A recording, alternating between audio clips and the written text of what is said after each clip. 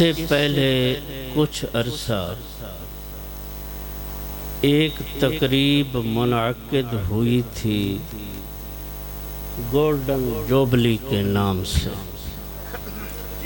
تو اس میں مجھے دعوت تھی، میں کسی مجبوری کے تحت حاضر نہ ہو سکا، تو اسی کی تلافی کے لیے اب میں حاضر ہوا ہوں۔ محترم سامعین کرام، ہمارا زیادہ تر تعلق اور وابستگی درس و تدریس سے ہوتی ہے، خطابات اور تقاریر سے کم ہو، تو اس لیے میں وہ لب و لہجہ تو نہیں بنا سکتا جو خطیب بناتے ہیں یا مقرر بناتے ہیں، لیکن یہ ربیع الاول کا مہینہ ہے، اس میں حضور کی شان کو بیان کیا جاتا ہے، تو اس لیے ایک آیت پڑھتا ہوں، اس پہ 2 یا 3 جملے عرض کرتا ہوں۔ کیوں کہ میں اس نظریے سے حاضر نہیں ہوا کہ میں تقریر کروں گا، بیان کروں گا، میں تو صرف حصول برکت کے لیے حاضر ہوا تھا، لیکن استادوں کا حکم ہے کہ چند جملے بیان کریں، تو اس لیے میں بیان کر رہا ہوں۔ محترم نبی پاک صلی اللہ علیہ وسلم کی شان میں مولا قدوس نے فرمایا وَمَا أَرْسَلْنَاكَ إِلَّا رَحْمَةً لِلْعَالَمِينَ۔ اس کا مختصر اور عام فہم معنی یہی ہے کہ محبوب، ہم نے آپ کو تمام جہانوں کے لیے رحمت بنا کے بھیجا ہے۔ ذرا توجہ فرمائیں۔ تو ایک بات پہلے سماعت فرما لیں بیان کرنے سے، کہ عربی بھی ایک لغت ہے، فارسی بھی لغت ہے، انگلش بھی ایک لغت ہے، تو ان باقی تمام لغتوں میں ایک کے بعد جمع کا درجہ ہوتا ہے۔ یہ عربی کی خصوصیت ہے کہ ایک کے بعد تثنیہ، تثنیہ کے بعد جمع کا درجہ ہوتا ہے۔ تو اللہ نے فرمایا وَمَا أَرْسَلْنَاكَ، محبوب ہم نے آپ کو بھیجا، تو ذہن میں خیال آتا ہے، تصور آتا ہے کہ مولا تو تو یکتا ہے، تو تو واحد لا شریک ہے، جمع تو تعدد کو چاہتی ہے، تو تو واحد لا شریک ہے، تیری وحدت ذاتی ہے، تو کیسے کہتا ہے کہ ہم نے آپ کو بھیجا؟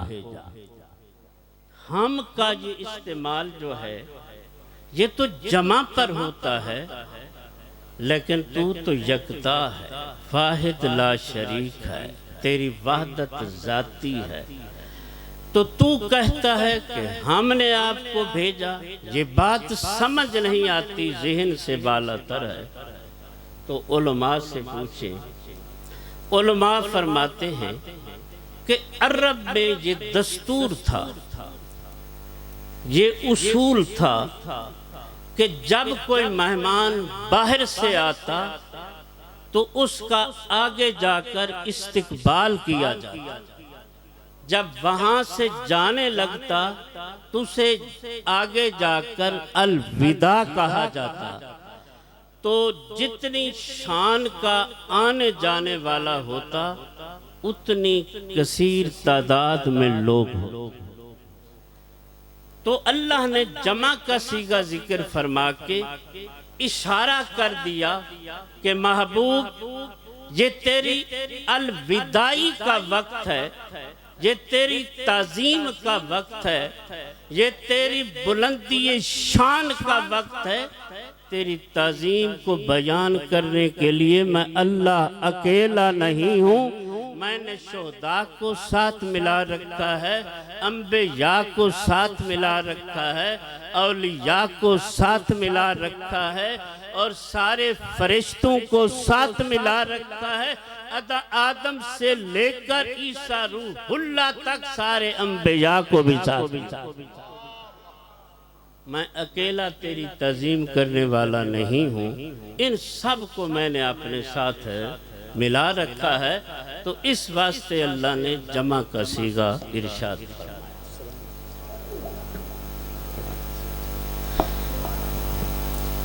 اور فرمایا وَمَا أَرْسَلْنَاكَ إِلَّا رَحْمَةً لِلْعَالَمِينَ۔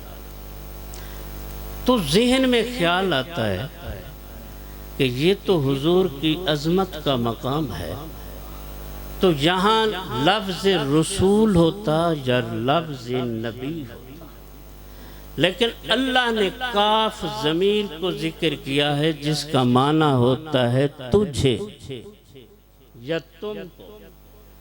تو یہ کس پر ذات پہ دلالت کرتی ہے؟ تو عقل چاہتا ہے کہ جہاں نبی کا لفظ ہوتا یا رسول کا لفظ ہوتا، کیونکہ اس میں تعظیم اور عظمت زیادتی ہے، لیکن اللہ نے ذات کو ذکر فرمایا ہے، کسی صفت کو ذکر نہیں فرمایا۔ کیوں؟ علماء فرماتے ہیں کہ اس بات میں بھی مولا قدوس نے اپنے یار کی عظمت کو بیان کیا ہے۔ نعرہ تکبیر، استقبال کیجئے نعرہ رسالت، نعرہ خلافت، نعرہ حیدری، آستانہ عالیہ پیر سواگ شریف، آستانہ عالیہ پیر بارو شریف، تاجدار ختم نبوت، تاجدار ختم نبوت، ماشاءاللہ الحمدللہ ثم الحمدللہ۔ مسند صدارت زینت سٹیج اور روح رواں سالانہ عظیم الشان ختم الانبیاء کانفرنس، میری مراد شیخ کامل، افتخار ملت اسلامیہ، افتخار آستانہ عالیہ پیر سواگ شریف، افتخار سلسلہ عالیہ نقشبندیہ مجددیہ، مجاہد اہل سنت، ترجمان اہل سنت، وارث علوم صوفیہ، صاحبزادہ والا شان الحاج صاحبزادہ محمد افتخار الحسن صاحب، آپ سواگ شریف آپ تشریف لائے۔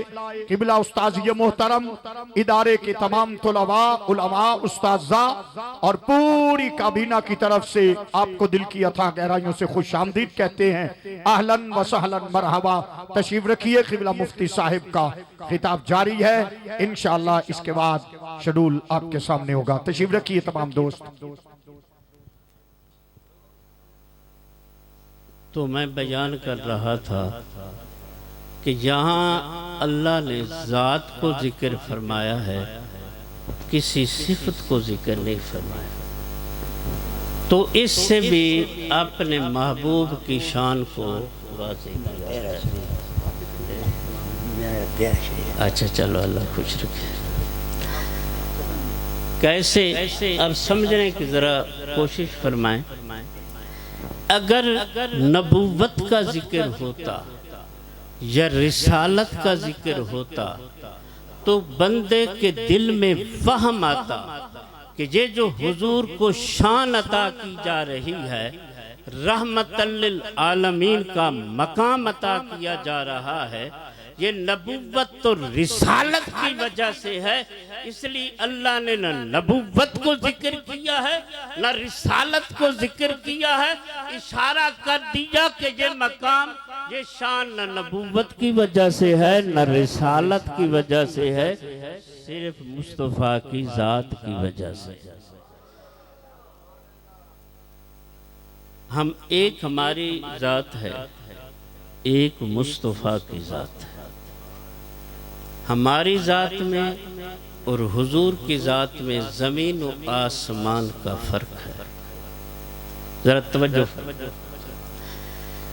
کیسے کہ ہماری جو ذاتیں ہیں یہ اپنے اچھے ہونے میں اوصاف کی محتاج ہے۔ اگر ہماری ذات کے ساتھ اچھی صفت لگ جائے گی تو اچھی بن جائیں گی، بری لگے گی تو بری بن جائے گی۔ تو یہ جو ہے اپنے اچھے اور برے ہونے میں اوصاف کی محتاج ہیں۔ اگر اوصاف اچھے لگے تو ہماری ذاتیں اچھی بن جاتی ہیں، اگر اوصاف برے لگ جائیں تو بری بن جاتی ہیں۔ اس کی مثال ایسے سمجھیں کہ جیسے ہوا ہے، ہوا حقیقت میں اس کا کوئی اپنا مزاج نہیں، یہ نہ ٹھنڈی ہے نہ گرم ہے، نہ خوشبودار ہے نہ بدبودار ہے، اس کا اپنا کوئی مزاج نہیں۔ اگر برون کے ٹیلوں سے گزر کے آئے تو یہ گرم لگتی ہے، اگر دریاؤں سے گزر کے آئے تو یہ ٹھنڈی لگتی ہے، اگر مرداروں سے گزر کے آئے تو یہ بدبودار لگتی ہے، اگر پھولوں سے گزر کے آئے تو خوشبودار لگتی ہے۔ ہماری ذاتیں تو ایسے ہیں، لیکن پیارے مصطفیٰ کی ذات ایسی نہیں ہے۔ کیوں کہ ہماری ذات اپنے اچھے اور برے ہونے میں اوصاف کی محتاج ہے۔ جب یہ مسئلہ بارگاہ مصطفیٰ میں جاتا ہے تو برعکس ہو جاتا ہے کہ وہاں اوصاف ذات مصطفیٰ کی محتاج ہوتی ہے، ذات مصطفیٰ اوصاف کی محتاج نہیں۔ مثلا نبوت بھی آپ کی صفت ہے، رسالت بھی آپ کی صفت ہے، تو حضور کی ذات جو ہے اپنی شان میں، اپنی بلندی میں، اپنے ارتفاع میں، اپنے مقام میں، اپنے درجات میں نہ نبوت کی محتاج ہے نہ رسالت کی محتاج ہے۔ اللہ کی قسم اگر نبوت اور رسالت کو شان ملی ہے تو در مصطفیٰ سے ملی ہے، حضور کے در سے ملی ہے۔ تو محترم میں نے 2 جملے عرض کر دی ہیں، آخری جملہ عرض کرنے لگا ہوں کہ اللہ نے فرمایا العالمین، کیونکہ میں الفاظ وہی بول رہا ہوں جو پڑھتا پڑھاتا تاکہ پتہ لگے کہ ہم کیا پڑھتے ہیں کیا پڑھاتے ہیں۔ تمہیں کیا پتہ لگے گا کہ ہم بیان نہیں کریں گے تو کیسے پتہ لگے گا کہ مولوی صاحب کیا پڑھتے ہیں کیا پڑھاتے ہیں؟ آپ کے سامنے کچھ آئے گا تو پتہ چلے گا۔ تو اب بات یہ ہے کہ عالمین عالم کی جمع ہے۔ عالم کس کو کہتے ہیں؟ اللہ کے ما سوا جو کچھ ہے سب کو عالم کہتے ہیں، اور اللہ نے اس پر ال بھی داخل کر دیا، ال بھی استغراق کا۔ یہ علماء سمجھتے ہیں، عام بندے کو سمجھ نہیں آئے گا، ناراض نہ ہو، یہ استغراق کا ہے۔ تو اب سوال یہ پیدا ہوتا ہے کہ پہلے بھی عالم کے معنی میں بڑی وسعت تھی، پھر اللہ نے الف لام استغراق کا کیوں ذکر کر دیا ہے؟ اس کی وجہ کیا ہے؟ تو تم علماء سے پوچھو تو علماء بتائیں گے کہ یہ الف لام بھی اللہ نے اپنے محبوب کی شان کو بڑھانے کے لیے بیان کیا۔ کیسے کہ عالمین جمع ہے تو جمع کا اطلاق کم از کم 3 پر ہوتا ہے۔ کتنے پر ہوتا ہے؟ 3 پر ہوتا ہے۔ تو بندے کے دل میں یہ خیال آ سکتا ہے کہ صرف حضور کی ذات 3 عالموں کے لیے رحمت ہے، زیادہ کے لیے نہیں، یہ خیال آ سکتا ہے۔ عالم تو بہت ہے، عالم ارواح الگ عالم ہے، عالم اجسام الگ ہے، عالم برزخ الگ ہے، عالم موت الگ ہے، عالم میزان الگ ہے، عالم حساب الگ ہے، عالم جنت الگ ہے۔ تو یہ سارے عالم حضور تو سب کے لیے رحمت ہے، تو کسی کے دل میں یہ خیال آ سکتا تھا، کوئی اعتراض کر سکتا تھا کہ جمع کا اطلاق تو کم از کم 3 پر ہوتا ہے، تو پھر پیارے مصطفیٰ سارے جہانوں کے لیے تو رحمت نہیں ہے، صرف 3 جہانوں کے لیے رحمت ہے۔ تو اس لیے اللہ نے ال کو ذکر فرما کے بتا دیا کہ عالم کے ہر فرد کے لیے میرا یار رحمت بن کے آیا ہے۔ روحانیت میں رحمت ہے تو مصطفیٰ کی، عالم اجسام میں رحمت ہے تو مصطفیٰ کی، عالم برزخ میں رحمت ہے تو مصطفیٰ کی، عالم موت میں رحمت ہے تو مصطفیٰ کی، عالم میزان میں رحمت ہے تو مصطفیٰ کی، عالم جنت میں برکتیں ہیں تو یہ کیا ہے؟ مصطفیٰ کے صدقے۔ تو اس سے پتہ چلا کہ اگر کسی کا عالم ارواح اچھا رہا تو مصطفیٰ کا صدقہ، عالم اجسام اچھا رہا تو مصطفیٰ کا صدقہ، عالم موت اچھا رہا تب بھی مصطفیٰ کا صدقہ، عالم برزخ اچھا رہا تو مصطفیٰ کا صدقہ، عالم میزان اچھا رہا تو مصطفیٰ کا صدقہ، عالم حساب اچھا رہا تو مصطفیٰ کا صدقہ، اور جہنم سے بچ کر جنت میں جانا نصیب ہوا تو مصطفیٰ کا صدقہ۔ یہ حضور کے صدقے سے سب کچھ ملنا ہے، یہ نہیں ہے اس گھمنڈ میں نہ پڑھیں کہ ہم جو نمازیں پڑھتے ہیں اس کا صدقہ ہمیں جنت مل جائے گی، جو روزے رکھتے ہیں اس کا صدقہ مل جائے گی، تلاوتیں کرتے ہیں اس کا صدقہ مل جائے گی۔ محترم، ان چیزوں کی محنت ہم پہلے لے چکے ہیں، مزدوری لے چکے ہیں، اب ہمیں جنت ملے گی تو مصطفیٰ کے قدموں کے صدقے سے ملے گی۔ آخری بات کہ نبی پاک صلی اللہ علیہ وسلم نے فرمایا تمام انبیاء کو اللہ نے خاص دعائیں عطا کی، خاص سارے نبیوں نے اپنی دعاؤں کو دنیا میں استعمال کر لیا ہے۔ اختباءت و دعائی یوم القیامت لامتی، میں نے اپنی دعا کو قیامت کے دن امت کے لیے رکھ لیا۔ کیوں کہ میری امت گناہگار بھی ہوگی، بدکار بھی ہوگی، فاسق بھی ہوگی، فاجر بھی ہوگی، تو میری امت کو میری دعا کی ضرورت پڑے گی، وہاں اپنی دعا کو استعمال کر کے امت کا بیڑا پار لگا دوں گا۔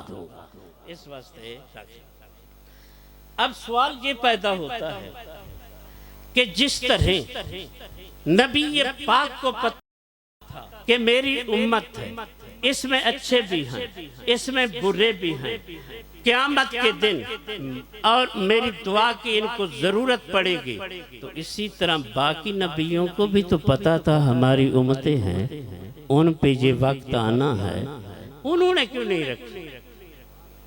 وہ بھی رکھ لے، ان کے دل میں یہ تصور کیوں نہیں آیا؟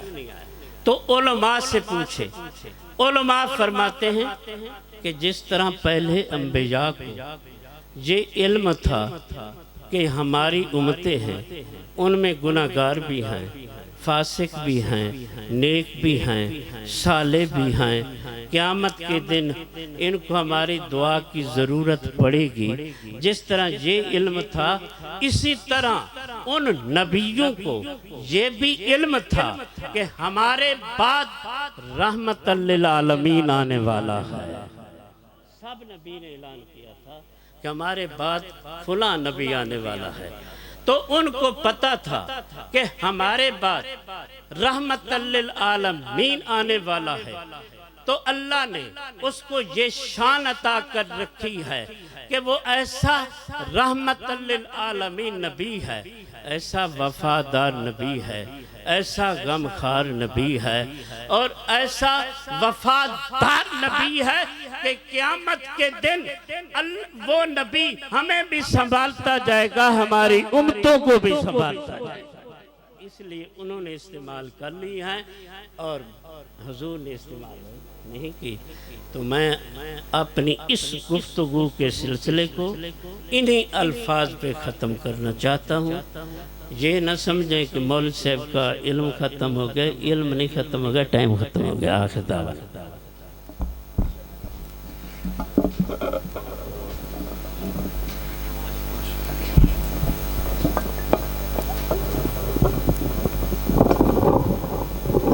ماشاءاللہ قبلہ استاذ العلماء مفتی محمد رفیع